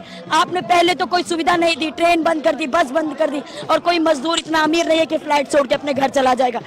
रेलवे ट्रैक पे उनकी मौत हो गई। बाद में आप कह रहे हो कि हमने तो एसी एम्बुलेंस मंगाई थी, उन टुकड़े टुकड़े शरीर को जोड़ के उनके शवों को दाह संस्कार करके उनकी राख को हमने घरों तक पहुंचाया था। क्यों ढकोसला कर रहे हो? क्यों इतना दिखा रहे हो कि हमने सरकार होकर के हमने मजदूरों के लिए ये कर दिया, गरीबों के लिए ये कर? अरे नहीं बेचते आप, जिंदा बेचने का होता तो आप पहले ही ट्रेन चलवा देते, बस चलवा देते। आप इस देश में कोरोना काल में ये ड्रामा कर रहे हो कि बड़ी बीमारी है, 2 गज की दूरी। जिस बस्ती में शौचालय तक नहीं है उसमें आप कैसे 2 गज की दूरी कर लोगे? जिस बस्ती में पैर रखते ही घर खत्म हो जाता है उसमें कैसे आप 2 गज की दूरी कर लोगे? उसमें भी टीबी की मरीज होते हैं। टीबी की दवाई होने के बावजूद भी हमारे देश में टीबी हम खत्म नहीं कर पा रहे हैं। इस देश को महान कहोगे, इस देश को आजाद कहोगे? हमारे देश में 27% युवा, 27% डॉक्टर की जरूरत है हर साल, लेकिन 1.5 लाख डॉक्टर तक नहीं बना पा रहे हैं। इस देश को आप महान कहोगे जिस देश में आप डॉक्टरों को लीक करवा रहे हो, फर्जी डॉक्टर भर्ती करा रहे हो? वो किसका इलाज करेंगे? सरकारी अस्पताल में इलाज करेंगे, गरीबों का इलाज करेंगे।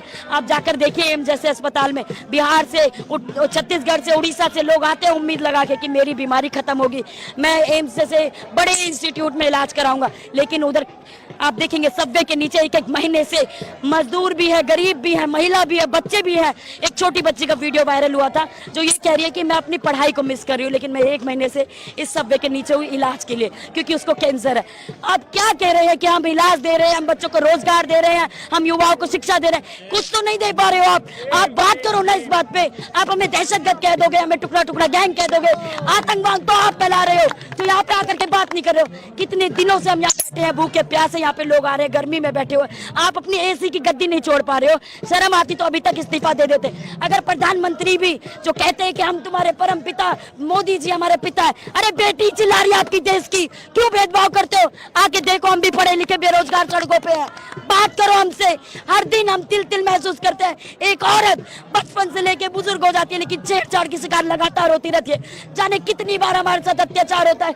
पुलिस स्टेशन में अगर हम रिपोर्ट दर्ज कराने आज जाते हैं तो फीमेल कांस्टेबल कहती है आपके साथ रेप तो नहीं हुआ है ना, बस छेड़छाड़ हुई है ना, उसने बोला ही तो है ना कि तेरे ऊपर मुंह पे टॉयलेट कर देंगे। कोई रिपोर्ट दर्ज नहीं होती है। विक्टिम बार बार चीख चीख के चिल्ला चिल्ला के बोलती है मेरा एमएलसी करा लो, मेरे साथ बलात्कार हुआ है, लेकिन पुलिस भी नहीं बोलती है।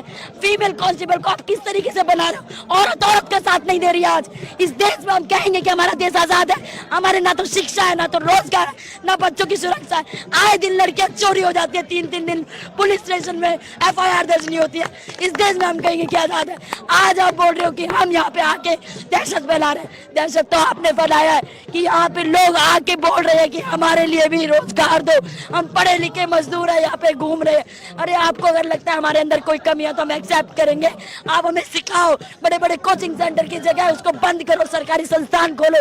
और आप कहते हो कि कोचिंग में इतनी बड़ी बड़ी फीस लेते हैं, सारे कोचिंग सेंटर बंद होने चाहिए और प्राइवेट स्कूल बंद होने चाहिए। सरकारी जो भी कहता है कि सरकारी स्कूल में पढ़ने वाले बच्चे गरीब ही जाते हैं, उनके हालात नहीं सुधरते, गिर जाती है छत, 20-20 बच्चे मर जाते हैं, कोई नहीं पूछता है उनको वो किन के बच्चे हैं। उनके माँ बाप ने भी सपना देखा था कि मेरा बेटा डॉक्टर बनेगा, इस गांव में इलाज करेगा, लेकिन उन सपनों को यहीं पे कुचल दिया जाता है, उनकी कोई बात नहीं करता है। लगातार हम ये सह रहे हैं। हम क्या बोलेंगे? हमारे पड़ोसी बोलते हैं पढ़ लिख लिया, नौकरी नहीं मिल रही है। क्या जवाब दे इस देश में कि मैंने खुद बीएड एमएड किया है, 9 नौकरी पे 12,500 लोगों ने अप्लाई किया हिंदी सब्जेक्ट में और 7,500 लोगों ने पेपर दिया। हमारे अंदर कमी दिखा रहे हो। कमी आपकी है जो आपने सीट नहीं निकाली है। कमी आपकी है कि पीएचडी धारक चपरासी की नौकरी में अप्लाई कर रहा है। कमी आपकी है कि आज भी आप दलितों को गटर में मजबूर करते हो उतरने के लिए। आप चांद की बात करते हो, मंगल ग्रह की बात करते हो, वहां पर रिसर्च करने की बात करते हो, लेकिन आप गटर को साफ करने के लिए एक मशीन नहीं बना पाए हो, क्योंकि वो 2000 की पड़ती है और मजदूर की मौत 200-300 रुपए में मिल जाती है। ये देश आजाद है क्या हमारा? किस किस को बोलेंगे, कब कब बोलेंगे? अब इस चीज पे बोलने के लिए उनके पास कुछ नहीं है, दिखावा करते हैं। आप अगर हमें बच्चा मानते तो आज आके आप जमीन पे देखते कि हम कितना तिल तिल रो रहे हैं, कितना दुखी होते हैं, रातों की नींद आराम हो जाती है। आप हमको दहशतगर्द बोल रहे हो। आपने तो आतंक सबके दिलों में बैठा दिया है, उनके बेड़ियों में पैरों में बेड़ियां बांध दी है, जो कहीं पे जा नहीं रही है, पकड़ के खींच लेते हो। आप गरीब हो, आप दलित हो, आप आदिवासी हो, कहीं नहीं जा सकते हो, यहीं पे रहो, आप यहीं पे गटर में मरने के लिए आजाद हो। इस देश में हम कहेंगे कि हम आजाद है। भले हमें 1947 में देश में बस कहने के लिए आज़ादी मिली, लेकिन आज भी हम आज़ाद नहीं है। हमें आज़ादी के लिए साथ में मिलकर लड़ना पड़ेगा, आगे जाना पड़ेगा और सभी लोगों को, क्रांतिकारी लोगों की बातों को याद करना पड़ेगा। मूर्ति पूजा से कुछ नहीं होगा। जितने भी लोग हैं उनको बातों को, विचारों को हमें जहन में लेना। और ये सरकार जानबूझ करके पढ़ने नहीं दे रही है ताकि गरीब का बच्चा पढ़ लेगा, सवाल करेगा, जवाब करेगा, तो वो भी पूछेगा कि आप अपनी कुर्सी पे कैसे बैठे हैं। आप तो कहते हो कि मैंने ओपन लर्निंग से बीए कर लिया। अरे प्रधानमंत्री किसी बच्चे ने पूछ लिया right to education, right to information के लिए आरटीआई डाल के कि आपने डिग्री कहां से की, तो मोदी जी कहते हैं अरे हमने तो बहुत पहले की थी, आपको राइट नहीं है, संशोधन कर दिया। आरटीआई में आप नहीं कुछ भी कर सकते हो। आपके पास पावर है, आपके पास सत्ता है, आपके पास जज है, आपके पास सारे पुलिस फोर्स है। हमारे पास क्या है? कुछ नहीं है हमारे पास, बस एक उम्मीद है जिसके लिए हम आज यहाँ पे खड़े हुए हैं। हम कोई दहशतगर्द नहीं है, हम कोई टुकड़े टुकड़े गैंग नहीं है, हम कोई वायरस नहीं है। हम वो लोग हैं, न्याय पसंद लोग हैं, जो यहाँ पे दिन रात बैठ के ये उम्मीद कर रहे हैं कि आज नहीं तो कल सारी भारत की जनता एकजुट होकर अपने अधिकारों को लेके मानेगी। आप नहीं दोगे तो हम छीन के लेंगे।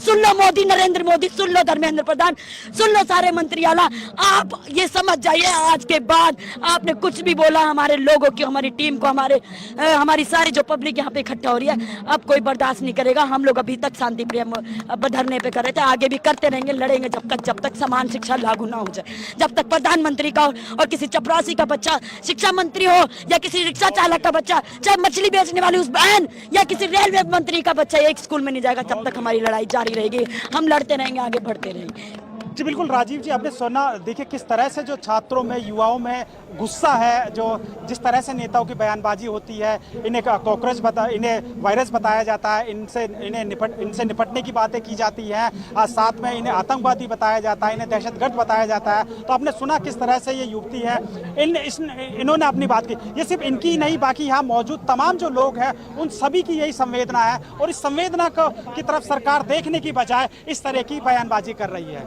बहुत बहुत शुक्रिया इकरार, इस पूरे क्योंकि युवाओं की बात यहाँ सुनना ज़रूरी है, और युवाओं की टोली वहाँ मौजूद है, और इसलिए जानना ज़रूरी था कि आखिर चल क्या रहा है जंतर मंतर पे। ये गुस्सा साफ दिखाई दे रहा है। जल्दी से अमलेंदु जी आपके पास, फिर स्वामी जी जुड़े हुए हैं, स्वामी जी, प्रशांत जी और नकवी जी, आप सबके पास आता हूँ। अमलेंदु जी। जी राजीव जी, अब ये जो आंदोलन है अब ये बढ़ता हुआ दिखाई पड़ रहा है, और मतलब युवाओं के अंदर गुस्सा जो है उसकी अब असर जो है सरकार पे होना शायद शुरू हो गया। राजीव जी, आप ऐसे समझ सकते हैं। नितिन नवीन का जो बयान है राजीव जी, वो कहा जाए कि जो चोट है वो सही निशाने पर लगी है, शायद इसका द्योतक आप समझ सकते हैं। यानी छात्रों और युवाओं की जो मांगे हैं, और जिस तरीके से कांग्रेस का, यूथ कांग्रेस का और एनएसयूआई का जो आंदोलन चल रहा है, इसका मतलब कि अब वो चोट जो है वो सही निशाने पर लग रही है, तो भारतीय जनता पार्टी उससे बिलबिलाती हुई नजर आ रही है। अब नितिन नवीन जी का राजीव जी ये कहना कि हमको निपटना आता है और ये क्या टुकड़े टुकड़े गैंग है, ये राजीव जी सिर्फ जो अनशन पे बैठे हुए लोग हैं या धरने पर बैठे हुए लोग हैं उनको नहीं है, ये भारतीय जनता पार्टी की तरफ से इस देश के पूरे छात्रों को जो है ये सीधी चुनौती है कि हम ऐसे ही पेपर लीक कराते रहेंगे, हम इसी तरीके से शिक्षा में अव्यवस्था फैलाते रहेंगे, इस देश के छात्रों नौजवानों को जो करना है, जो बिगाड़ना है वो बिगाड़ ले, बीजेपी ऐसा करती रहेगी। ये एक तरीके से नितिन नवीन सीधे सीधे चुनौती इस देश के आम छात्रों को दे रहे हैं, किसी एक समूह या किसी एक दल या किसी एक संगठन को नहीं दे रहे हैं राजीव जी। ये साफ तौर पर नितिन नवीन की जो धमकी है उसको इसी तौर पर देखा जाना चाहिए, और मुझे लगता है कि छात्र इसको इस दौर देखेंगे। भले ही राजीव जी कॉकरोच जनता पार्टी क्या जो है वो सोशल मीडिया पे जो 2 करोड़ 3 करोड़ फॉलोअर है वो कुछ नहीं कर पा रहे हो, वहां ना जुट पा रहे हो, लेकिन मुझे लगता है कि नितिन नवीन साहब जो हैं, जो बातें कह रहे हैं, उसके जरिए वो जरूर मोदी जी के लिए मुश्किलें कुछ ना कुछ खड़ी करेंगे, और ये गुस्सा जो है वो देश के अंदर पनपता हुआ दिखाई देगा। यानी सोशल मीडिया से जैन जी भले ही ना भड़के राजीव जी इन मांगों को लेकर, लेकिन नितिन नवीन साहब जो चाहते हैं कि कुछ ना कुछ सरकार के खिलाफ बड़ा इस देश के अंदर हो। अब राजीव जी पता नहीं कि ये नितिन नवीन साहब भोलेपन में कह गए या किसी षड्यंत्र के तहत कह गए, ये तो नितिन नवीन साहब जाने। मोदी जी से उनकी कुछ नाराजगी है, उनको धक्का दे दिया था मोदी जी ने जिस दिन वो शपथ ग्रहण अपना ले रहे थे उस दिन, तो इसकी वजह से कह गए, लेकिन जो भी कह गए हो, लेकिन ये एक बड़ी संकट जो है वो पैदा उन्होंने बीजेपी के लिए मुझे लगता है कर दिया राजीव जी। मुझको तो ऐसा लगता है बाकी आगे क्या होगा देखा जाएगा। बिल्कुल बिल्कुल बिल्कुल। स्वामी जी, जल्दी से आपके पास आना चाहता हूं। अभी आप सुन रहे थे 2 युवाओं की बातें आपने सुनी, एक मेल एक फीमेल, और तमाम मुद्दों पर, और एक जो बातें होती हैं जो दिल से आती हैं वो बातें यहाँ सुनाई दे रही थीं, और इन बातों को अगर रखा जाए और सुना जाए ध्यान से, तो मुझे लगता है कि मेरे सामने भी, मैं भी सवाल पूछने की मुझे ज़रूरत नहीं है, आप लोगों के पास ढेर सारे सवालों का जवाब है। स्वामी जी। देखिए राजीव जी, इस बिटिया की जो बात मैं सुन रहा था वास्तविकता में, और मेरे ख्याल से जो आपके बाकी पैनलिस्ट हैं और जो दर्शक श्रोता हैं वो भी इस बात से सहमत होंगे, हमें लग रहा था कि हम सौभाग्यशाली हैं कि हम भारतवर्ष के अंदर पैदा हुए। इस बेटी की बात सुन के हमें लग रहा है कि हमारे देश के अंदर वो आग, जो दिल के अंदर लगी हुई आग है, एक एक शब्द उसका स्वर्णाक्षर में लिखा जाएगा। और उसने जिस प्रकार की बात की कि आप जैसे गाना था, पुराना गाना था, जिन्हें नाज है हिंद पर वो कहाँ है। ये हम नाज करें कि हमारे बच्चे बेचारे वहां गर्मी में पसीने में वहां बैठे हुए हैं, और उसके बाद एक अध्यक्ष, एक रूलिंग पार्टी का अध्यक्ष इस तरह की बेहूदगी बात कर रहे हैं जिसके अंदर उसे जेल होनी चाहिए, he should have been arrested. Rekha Gupta का केस आपने देख लिया, मतलब हर जगह बेईमानी, हर जगह भ्रष्टाचार, हर जगह गुंडाई, हर जगह डकैती, और बिल्कुल अमलेंदु जी ने सही बात कही, इसका मतलब यह है ये चेतावनी देना चाहते हैं। और वास्तविकता ये सच बात है। आज आप किसी कॉलोनी के अंदर चले जाइए, किसी गांव के अंदर चले जाइए, सारा एडमिनिस्ट्रेशन, सारे पुलिस, सारे गुंडे तत्व, जो सामान्य लोग हैं, जो पढ़े लिखे लोग हैं, जो जनता को अपनी बात से अवगत कराना चाहते हैं, जो पिछले 75 साल में मैंने नहीं देखा, आज के तारीख में हो गया, उनका मुंह बंद कराया जाता है, उन्हें बेइज्जत किया जाता है, उन्हें मारने की धमकियां दी जाती हैं। ये हो रहा है मेरे देश के अंदर। हम कहें कि हम नाश करें, ये 12 साल वास्तविकता में भगवान न करे भी इस देश को कभी दोबारा देखने पड़े इस प्रकार से। और देखिए, मोदी जी अभी आए हैं और फिर वो अपना घूमने निकल जाएंगे। जिस प्रकार से बच्चों के साथ अन्याय हो रहा है, लोग जो है सीवर के अंदर बेचारे जहरीली गैस से मर रहे हैं, हमारे बच्चे जो है उनको नौकरियां नहीं मिल रही हैं, हर पेपर लीक हो रहा है। और मैं वास्तविकता में इस बिटिया की बात सुन के मुझे लग रहा है जैसे नेपाल के अंदर जो आंदोलन शुरू हुआ था, वहां भी यही दर्द था, बच्चों का यही दर्द था।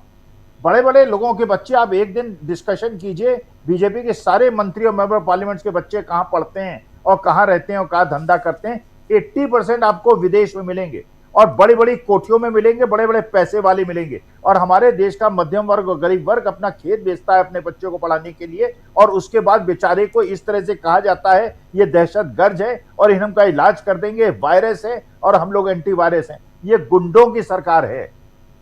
और इस बिटिया की बात सुन के मुझे लगा है कि वास्तविकता में आज आपने बहुत अच्छा काम किया कि ये 2 बच्चों को सुनाया। ये हमारे देश की आन बान शान है और यही मेरे देश की रक्षा करेंगे। ऐसे बच्चों को बुलाइए, इनको अलग प्रोग्राम में बुलाइए, अगर डिबेट में बुलाइए। और ये दिल छूने वाली बात इस बिटिया ने की है। मैं इसको दिल से आशीर्वाद देता हूं, अपने देश को दिल से आशीर्वाद देता हूं कि ये देश तुम्हारे हवाले है, इस देश की रक्षा करने तुम्हारे हवाले है। और ये नितिन नवीन को कल रिजाइन करना चाहिए, ही शुड, इसे एक्सपेल कर देना चाहिए। इस आदमी को इतनी तमीज नहीं है कि देश के युवाओं से किसी बात की जाए। तो मेरे को ये मोदी जी से एक और एडिशन है, रेखा गुप्ता का भी रिजिग्नेशन लीजिए और ये नितिन नवीन का भी रिजिग्नेशन लीजिए, बर्खास्त कीजिए इस आदमी को। जी जी जी, बहुत शुक्रिया स्वामी जी, बहुत शुक्रिया आपके विचारों के लिए। और प्रशांत जी, यहाँ 2 बातें इम्पॉर्टेंट हो जाती हैं। एक देखिए नितिन नवीन की बात, और दूसरी बात नितिन नवीन भी उकसा रहे हैं और दूसरे जो साहब हैं जिनका इस्तीफ़ा मांगा जा रहा था वो दहशतगर्द कह रहे हैं। इसका मतलब साफ साफ है, एक पैगाम, एक जो अमलेंदु जी भी शुरुआत में कह रहे थे, एक मैसेज देने की कोशिश है कि आप लोग वहाँ डटे हुए हैं, जमे हुए हैं, कोई फर्क नहीं पड़ने वाला, ये मान लिया जाए। और अगर ये मानते हैं तो फिर आगे क्या कुछ हो सकता है, इस पर चर्चा होनी चाहिए। प्रशांत जी, देखिए, फर्क तो पड़ रहा है, वरना बयान क्यों आते? फर्क तो पड़ रहा है। और नितिन नवीन ने जो बयान दिया है, देखिए वो खींच में बयान दिया है। आप उनसे इंगेज भी नहीं करना चाहते, उनकी बात भी नहीं मानना चाहते आप, क्योंकि आप कहते हैं कि हमारे यहाँ सीपे नहीं होते। और अब आप इस तरीके की धमकी दे रहे हैं, तो कोई कहीं से उनके मन से बात निकल गई कि आप साजिश करना चाहते हैं, इन युवाओं के साथ आप साजिश करना चाहते हैं। और साजिश करेंगे तो इसीलिए मैंने कुछ दिन पहले भी कहा था कि देश भर के युवाओं की आंदोलन की ट्रेनिंग हो रही है जंतर मंतर पे। ये जो जनरेशन है, ये पहली बार जंतर मंतर पे गई है। ये जनरेशन हम लोगों ने अपने अपने दौर में किए हैं, और इसके पहले की जनरेशन ने भी किया है अन्ना हजारे के साथ, लेकिन ये इस जनरेशन का ये पहला आंदोलन है और इनकी ट्रेनिंग हो रही है। और ये अन्ना हजारे वाली जनरेशन से बहुत बेहतर हैं, ज़्यादा खुले हुए दिमाग के हैं। आपने उस लड़की की बात सुनी, छात्रा की बात। ऐसे छात्रों को तो पार्लियामेंट और विधानसभाओं में होना चाहिए। कितना क्लैरिटी उसकी बातों में, उसको मालूम है देश की समस्याएं क्या हैं। उससे धर्मेंद्र प्रधान क्या बात करेंगे या नितिन नवीन ही क्या बात करेंगे? तो वहाँ पे तमाम युवा, क्योंकि मैं वहाँ गया हूँ, देखता हूँ कि वहाँ तमाम युवा इतने इंटेलिजेंट हैं। दूसरी बात कि राजनाथ सिंह के खिलाफ प्रिविलेज मोशन चला गया है पार्लियामेंट को में झूठ बात करने का। तो ये आप देखिए कि आप मंदिर में चोरी हो रही है, तो जो मंदिर मूवमेंट को लेकर आप सत्ता में आए, हिंदुत्व के रास्ते पर आए, वो मालूम पड़ा कि वो आपका एक बिजनेस आइडिया था, उसका एक बिजनेस मॉडल था, जमीनें बेचनी है, चढ़ावा चोरी करना है। उसके बाद आप नेशनल सिक्योरिटी, आपका एक बड़ा प्रैंक था, पॉलिटिकल प्रैंक। तो चाइना में हमने देख लिया, गालवन वैली में आपने क्या किया, कोई नहीं घुसा है। उसके बाद अभी जब हुआ पहलगाम में, उस पर जो कार्रवाई हुई, ट्रंप ने सीज फायर करवाया, उसने 70 बार बोला, और उसमें भी आपने झूठ बोला कि आपका कोई व्यक्ति, कोई फौजी हताहत नहीं हुआ, जबकि उन्हीं दिनों उस ऑपरेशन के समय ही सेना के प्रवक्ता ने कहा था कि हमारे 5 लोग मरे। उसके बाद भी राजनाथ सिंह ने पार्लियामेंट में ये बात कही तो प्रिविलेज मोशन चला गया। तो ये जो बड़े प्रैंक थे इनके, राष्ट्रवाद, नेशनल सिक्योरिटी और धर्म, हिंदुत्व, ये दोनों अब इनके हाथ से निकल गए। ये कोई कन्विंसिंग नहीं है। दूसरा चीज कि मोदी साहब युवाओं से इंगेज नहीं कर पा रहे हैं। ऑस्ट्रेलिया क्यों चले गए हैं, उसकी भी कहानी है। इनको बुलावा आया है ईरान से, वहां जाना नहीं चाहते क्योंकि ट्रंप और नेतन्याहू दोनों परमिशन नहीं देंगे इनको। तो इनकी तो फॉरेन पॉलिसी नेतन्याहू और ट्रंप चलाते हैं, तो उनको परमिशन नहीं देंगे, तो वहां पे वो आयतुल्ला खोमैनी के अंतिम यात्रा पे नहीं जाएंगे। इसलिए ऑस्ट्रेलिया में जाना चाहते हैं उन्हीं दिनों। तो कुल मिला के ये कि ये सरकार जो है जिस तरीके से चल रही है मोदी जी की, इसको रोज जो है एक सवाल खड़े होते हैं कि भाई ये सरकार के लिए मोदी जी करते क्या हैं। 18 घंटे काम करने की जो बात कही जाती है, कहाँ काम करते हैं। हम लोगों ने प्रधानमंत्री कार्यालय बहुत लंबे समय तक कवर किया, कई प्रधानमंत्रियों के समय किया, आपने भी देखा। कभी कब काम करते मोदी, काम नहीं करते। आज उन्होंने सेक्रेटरीज की मीटिंग ली है, ब्रेकिंग खबर थी। हाँ, आज ली है, सचिवों की मीटिंग ली है आज। बहुत रेयर नज़ारा है ये। कई सेक्रेटरी से शायद पहली बार देखा होगा उनको टीवी के अलावा। तो ऐसे ही है। लेकिन अब ये मोदी साहब अपने लिए और बीजेपी के लिए, आरएसएस के लिए, सबके लिए अब ये एक लायबिलिटी धीमे धीमे बनते जा रहे हैं। जी राजीव जी, बिल्कुल बिल्कुल। नकवी साहब, ज़रा ये बताइए, ये अभी आप सुन रहे थे, आपके पास भी उन्हीं सवालों के साथ जंतर मंतर को अभी सुन रहे थे। जंतर मंतर पे 2 युवाओं की बात आपने, जो लड़की जो बात कर रही थी, क्रांतिकारी युवा संगठन दिल्ली यूनिवर्सिटी का में ये काफ़ी एक्टिव है, स्टूडेंट विंग है, और उसी की क्योंकि KVS लिखा, KYS लिखा हुआ था उसके, इसलिए उस हिसाब से मैं कह रहा हूँ बहुत। लेकिन एक गुस्सा नज़र आ रहा है, भले कम हो, लेकिन वो गुस्सा है। वो हम लोग भी जब वहाँ जाकर लोगों से बात करते हैं, युवाओं से बात करते हैं, तो वो दिखाई दे रहा है। इस गुस्से को कहाँ तक आप बढ़ते हुए देखते हैं नकवी साहब?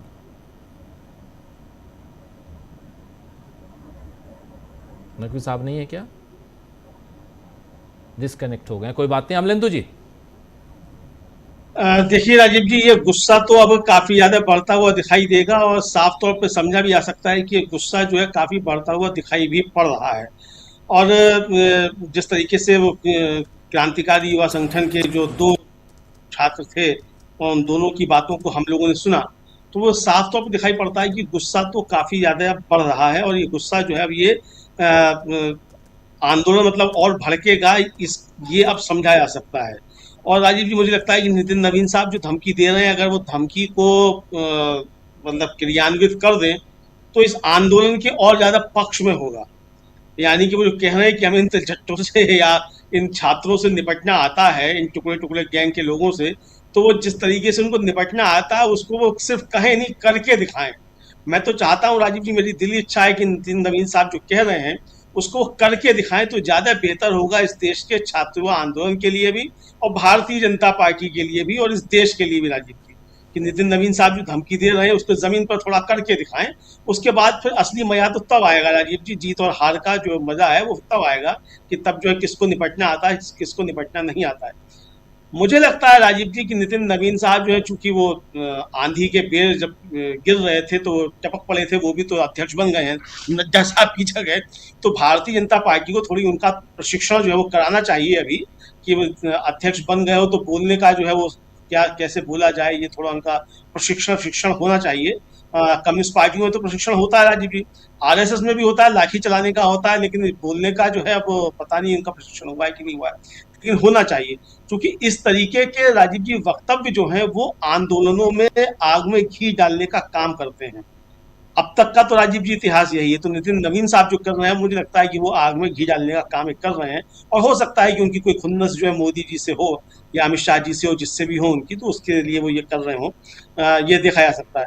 तो राजीव जी ये एक आंदोलन तो बढ़ता हुआ दिखाई देगा। लेकिन राजीव जी इसके साथ साथ जो राम मंदिर को लेकर जो चल रहा है वो भी बहुत गंभीर मसला है, और गंभीर इतना ज्यादा मसला है राजीव जी कि ये तो मोदी जी का ड्रीम प्रोजेक्ट था। मोदी जी ने ही जो था वो सारे लोगों की नियुक्तियां की थी, सब मोदी जी के बहुत खास हैं। चंपत राय जो मोदी जी को विष्णु का अवतार बता रहे थे, तो जो व्यक्ति विष्णु का अवतार बता रहा था, मोदी जी का ड्रोन राजीव जी वहां घूमता रहता है। मोदी जी बता चुके हैं कि उनका ड्रोन जो है वो जहां जहां भ्रष्टाचार हो रहा होता है वहां देखते रहते हैं। तो मोदी जी का ड्रोन जो है वहां बैठकर क्या कर रहा था, ये मोदी जी के ऊपर सवाल है। तो इसीलिए विपक्ष लगातार मोदी जी से ही सवाल पूछ रहा है कि भाई मोदी जी आप बताइए, ये जो चंदा चोरी, वहां चढ़ावा चोरी जो हो रहा है, उसमें आपके क्या निगरानी में हो रहा है ये सब? चूंकि सुप्रीम कोर्ट में तो राजीव जी बता दिया था सरकार ने कि वो नीट का जो पेपर है उसका मामला मोदी जी खुद देख रहे हैं। तो अब ये भी क्या मोदी जी देख रहे हैं कि नहीं देख रहे हैं? हालांकि सुप्रीम कोर्ट ने इसको तुरंत सुनवाई करने से मना कर दिया है, तो अब ये बात नहीं बताया गया कि मोदी जी इसको देख रहे हैं। तो अगर सारे काम मोदी जी देखते हैं तो इस काम को भी मोदी जी ही देख रहे होंगे।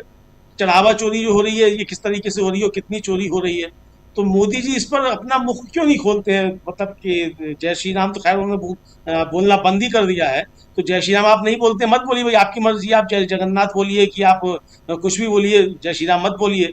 लेकिन जिस मंदिर के लिए जो बताया जाता है आपने ही उसका शिलान्यास किया, आपने ही उसकी प्राण प्रतिष्ठा की, शंकराचार्य आप बन गए, शंकराचार्य को बुलाया नहीं आपने, तो वहां अगर चढ़ावा चोरी हो रही है तो ये बिना आपके दिशा निर्देशन में तो नहीं हो रही होगी। ऐसा एक आभास पहुंच रहा है, विपक्ष लगातार यही सवाल पूछ रहा है कि अगर ऐसा है तो मोदी जी आप इस पर अपना श्रीमुख क्यों नहीं खोलते हैं, या आपकी अब आस्था नहीं रही? अब ये मंदिर जो है श्री राम जी का जो है ये अब भाजपा की अब इसमें कोई आस्था नहीं रही क्या? अगर ऐसा है तो इसकी भी घोषणा कर दीजिए कि भैया भाजपा की अब श्री राम में अब कोई आस्था नहीं है, हमारा जो मकसद था वो पूरा हुआ, सरकारें हम कई बार बना चुके श्री राम का नाम लेकर, तो अब हमें इस मंदिर से क्या लेना देना, इसकी आस्था से, भक्तों की आस्था से हमें क्या लेना देना? हमें तो आस्था का दोहन करना था, हमने कर लिया। तो अगर ऐसा भी है तो मोदी जी खुलकर कहें दिक्कत क्या है इसमें आखिर राजीव?